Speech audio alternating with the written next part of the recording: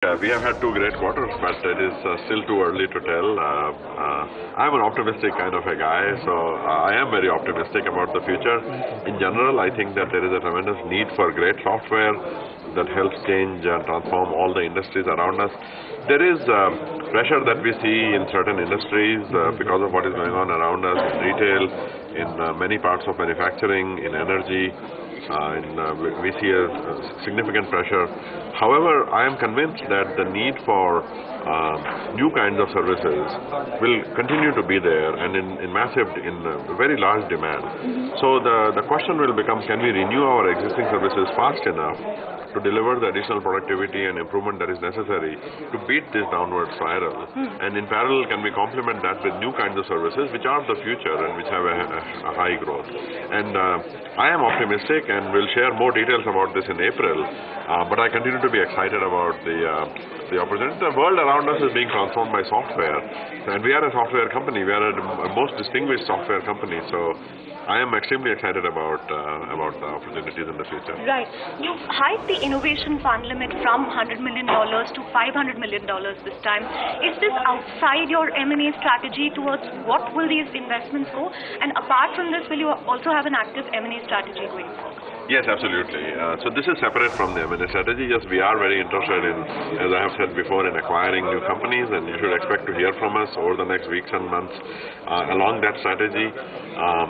That would be we are not interested in acquiring yesterday's technologies, but in the next generation kinds of technologies, as I have talked about AI, automation, design and collaboration and things of this nature, where there is a tremendous amount of innovation to be done, and we want to bolster our capabilities with what is happening outside. But the innovation fund that I talked about, the $500 million, is separate from the M&A strategy. This is primarily for investing in startup companies and even in some cases in partnerships to invest in new areas of growth. And we want to have a specific focus on India, and I'll talk more about it next week and in subsequent weeks about how we will set this up and so forth. And even the people who will manage it, because exactly. you have Deepak Padki, who's head of M&A, also hired Ritika Suri recently from SAP. Yes. So, how will it be? So Ritika is running M&A for us and corporate development, as well as my strategic customer relationship that I have. Deepak runs strategy overall. He is currently managing the fund as well as a second job that he is carrying beyond being the head of strategy.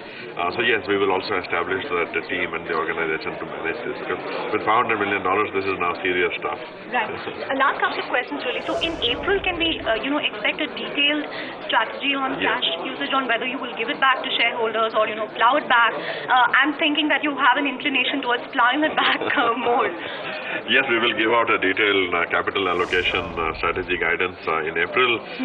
However, I think that my personal view is that giving cash back means that you don't know what to do with it better than giving it back, and I think that there's a lot that we can do to help grow the company and to grow shareholder value with better use of capital.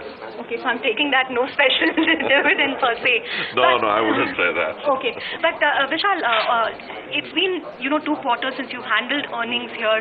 Are we seeing the last of the pain really going away from Infosys? Is it sort of regaining its mojo, so to speak, or is it really too early to tell? I don't know.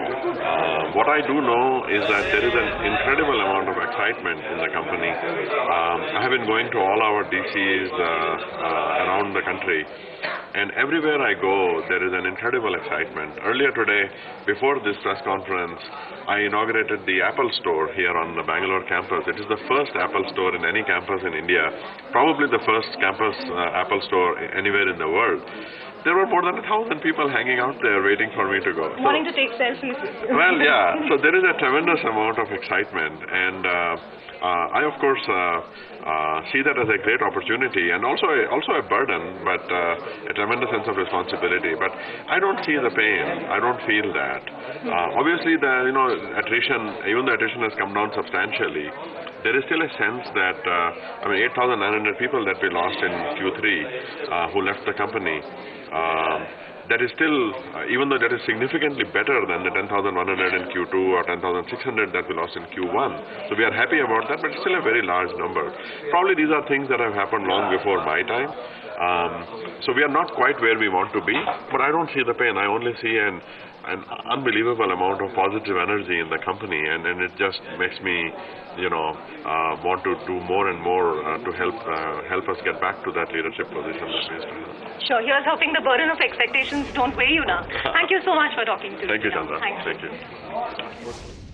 Find us on Facebook at facebook.com/ETNow and don't forget to click the like button. You can also follow us on Twitter at ETNowLive. To stay updated with all our programming, hit the subscribe button on our YouTube channel by logging on to youtube.com/user/ETNow.